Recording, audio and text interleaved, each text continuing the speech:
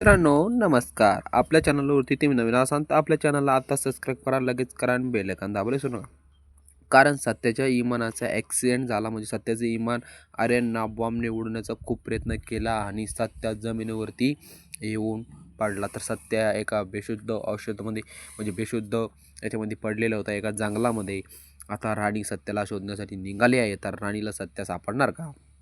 तर काय आणि सत्याची आई जी राणीची जी आई असती मम्मी साहेब, तर ती झोपामध्ये बडबडत असतात की ती आता मुंबईमध्ये एका फॅक्टरीची चेअरमन झालेली असती. तर तिला वाटतात मी चेअरमन झाली. ती तिच्या मनाने तिचा जय जयकार सुरू करत असते आणि जय जयकार सुरू करत असताना इकडं फक्त आपल्या सत्याचा जीव वाचण्यासाठी इकडं मंजूची खूप धावपळ चालली असते. तर इकडं पळ तिकडं पळ सत्य म्हणजे मंजूच्या मनामध्ये एकच विचार चालू असतो की माझा सत्या कुठं असेल आणि मला सापडेल का? माझी प्रेम परत माझ्यापाशी येणार का? असं फक्त मंजूच्या मनामध्ये मंजूचं मन खूप घाबरत आहे.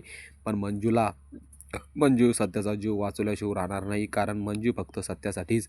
तर आता सत्या ह्या मालिकामधून कट झाला तर ही आपली मालिका पाहण्यासाठी कोणताच विषय राहिला नाही, कारण ही मालिका कोणीच बघणार नाही.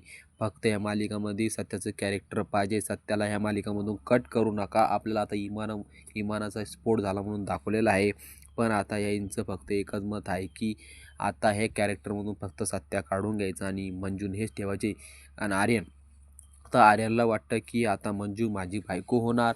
आता आर्यनला वाटत आहे की सत्या मंजूला सापडणार नाही. आता मंजू माझ्याकडे येईल आणि म्हणाल आर्यन तू खूप मला आवडतो, असं तसं त्यांचं असं तर आर्यनला वाटत आहे. पण आर्यननाच प्लॅन केला. तर हे मंजूला कळल्यावर आता मंजू आर्यनला सोडणार नाही. पण आतापर्यंत मंजूला समजलेलं नाही, म्हणजे मंजूला कळलेलं नाही की आर्यनना माझ्या नवऱ्याला म्हणजे सत्याला मारण्याचा कोशिश केलेली आहे. आर्यनना हेलिकॉप्टर वरच्यावर स्फोट केलेला आहे. तर हे मंजूला आणि मंजूच्या मम्मीला समजल्यावर आर्यनची काहीच खैर नाही. हे बालमा हे ते सर्वजण आर्यनला काय शिक्षा देणार ते तरी पुढच्या ब्लॉगमध्ये तुम्हाला तर नक्की पाहायला भेटेल.